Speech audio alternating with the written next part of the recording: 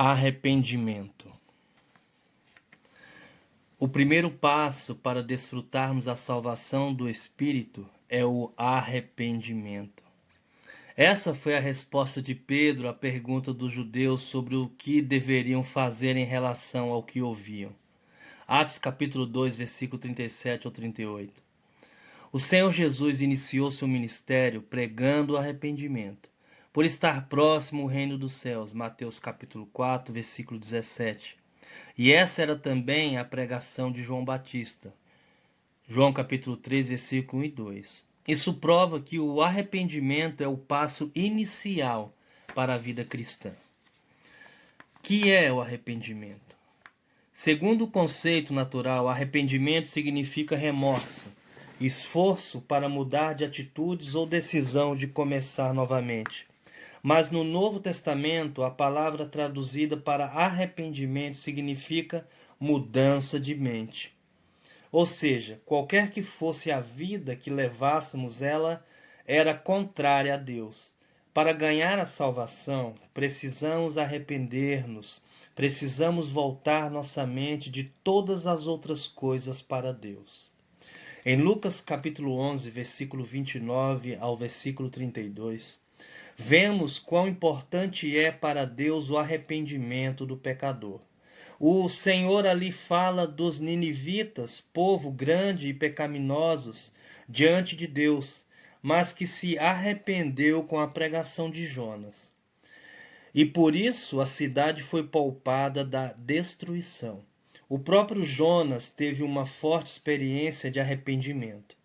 Ao ser enviado por Deus para Nínive, Jonas fugiu para Tarsis. Ele talvez achasse inútil sua ida àquela cidade, pois sabia que o Deus misericordioso e amoroso não iria destruí-la, ou talvez estivesse com medo da violência dos ninivitas. De qualquer maneira, Jonas tentou escapar do comissionamento divino, mas Deus não desistiu dele e levantou uma forte tempestade para acalmá-la.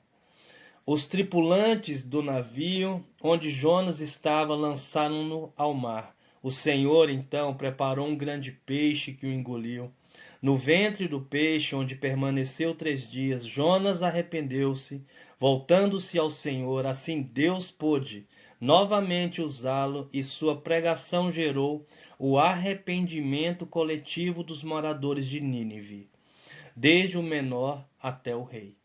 O arrependimento é o primeiro passo para a salvação. Por outro lado, ele não deve ser considerado apenas uma experiência inicial. Ao longo de nossa vida cristã, especialmente quando vivemos a vida da igreja, precisamos constantemente nos arrepender. Na cruz, o Senhor já nos livrou do pecado e da carne. Isso é um fato consumado. Mas na nossa experiência diária, muitas vezes não conseguimos viver essa realidade. Muitas e muitas vezes nossa carne se manifesta. Que fazer? Arrepender-nos. Quando cometemos algo que ofende a Deus, precisamos estar sensíveis à sua luz. O Senhor, em nossa consciência, nos indica que estamos em dívida com Ele. E esse é o momento de nos arrependermos. Não tentemos justificar-nos culpando os outros ou as situações, ou tentando convencer-nos de que aquilo não foi algo sério. O caminho mais sábio é aceitar o iluminar de Deus e arrepender-nos. Quando nos arrependemos, recebemos a purificação pelo sangue do Senhor Jesus. E com isso estaremos absolutamente limpos diante dele. O Novo Testamento registra um caso de pecado grave na igreja em Corinto. Os coríntios, no entanto, não lidaram com aquela situação de maneira adequada. 1 Coríntios capítulo 5, versículo 1 e 2. Quando Paulo soube disso, escreveu uma carta a eles, julgando severamente aquele pecador. Versos 3 e 5, 11 e 13. Mas depois o apóstolo ficou preocupado com a reação daqueles irmãos, talvez excessivamente contristados e desencorajados por causa da sua palavra. Mais tarde, Tito, colaborador de Paulo, trouxe-lhe maravilhosas notícias. Os coríntios haviam aceitado a repreensão e o que pecara, e toda a igreja se arrependeram profundamente. 2 Coríntios capítulo 2, versículos 5 ao 10. Isso possibilitou a reconciliação deles com Deus e com o apóstolo, através do arrependimento. Estamos na era da graça e esse é o tempo apropriado para nos arrependermos. Hoje contamos com a graça e a misericórdia de Deus, com seu sangue que sempre nos possibilita ter um novo começo com o Senhor. Arrependimento não é sinal de derrota, mas de sabedoria e humildade diante de Deus. É sinal de genuína comunhão com o Senhor e de sensibilidade à sua luz. Arrependimento implica uma mudança profunda, não simplesmente uma tentativa superficial de aliviar a consciência que nos acusa de alguma coisa. Há dois casos na Bíblia que nos mostram claramente a diferença entre o arrependimento genuíno e o remorso. Pedro e Judas são os dois. Pedro seguira o Senhor durante todo o seu ministério, participando do grupo dos apóstolos mais íntimos. Assim, confiado em seu amor pelo Senhor, quando ele o avisou de que seria preso e que suas ovelhas ficariam dispersas. Pedro disse que os outros poderiam abandoná-lo, mas ele até mesmo morreria com o Senhor Jesus. Avisou-o então de que naquela mesma noite ele o negaria. Mateus capítulo 26, versículo 31 ao 35. Pedro provavelmente tenha pensado que o Senhor o entendera mal e que ele realmente seria capaz de dar sua vida por Jesus. Os outros poderiam fracassar, mas não ele. Quando Jesus foi preso, Pedro acompanhou-o à distância. Ao ser reconhecido como um de seus discípulos, ele negou veementemente uma, duas e ainda 3 vezes. Foi então que o galo cantou, exatamente como o Senhor dissera. Pedro, então, saindo dali, chorou amargamente. Versículo 75. Foi um choro de profundo e cabal arrependimento. Ali, Pedro deve ter relembrado de sua determinação de ser fiel ao Senhor até a morte e de como falhara diante de uma empregada. Esse arrependimento fez com que o Senhor se lembrasse dele. No dia da ressurreição, algumas mulheres encontraram um anjo no túmulo de Jesus. O anjo então mandou que elas dissessem aos discípulos e a Pedro que o Senhor havia ressuscitado. Marcos capítulo 16, versículo 7. Por que dar destaque a Pedro?